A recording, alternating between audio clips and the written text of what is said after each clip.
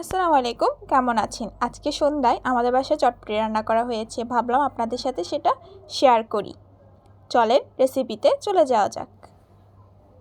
এখন চটপটি তৈরি করার জন্য একটি পাত্রে মটরগুলো সিদ্ধ বসাচ্ছি।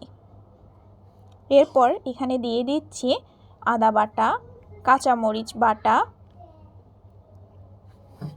তারপরে জিরা বাটা, এখন দিয়ে দিচ্ছি রসুন বাটা,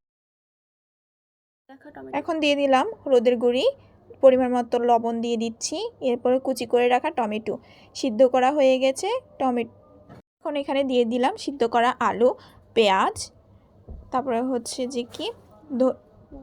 দিয়ে দিচ্ছি কাঁচামরিচ কুচি। এখন এগুলোকে ভালোভাবে নেড়ে নিব। এরপরে দিয়ে দিচ্ছি ডিম,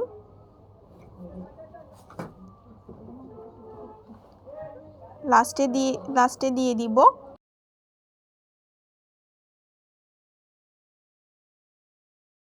এখন এগুলোকে ভালো করে জাল দিয়ে ধনিয়া পাতা দিয়ে দিচ্ছি।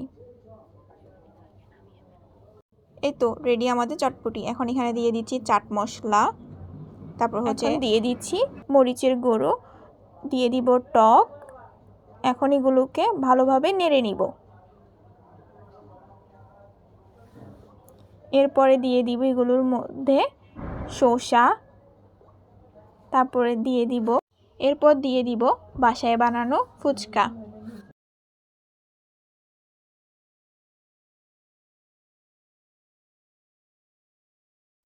সব শেষে দিয়ে দিব ডিম।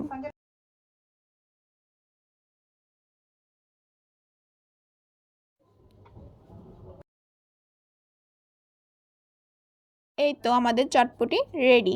ভালো লেগে থাকলে অবশ্যই লাইক, কমেন্ট, শেয়ার করবেন এবং সাবস্ক্রাইবটা করে রাখবেন নতুন নতুন ভিডিও পাওয়ার জন্য। আল্লাহ হাফেজ।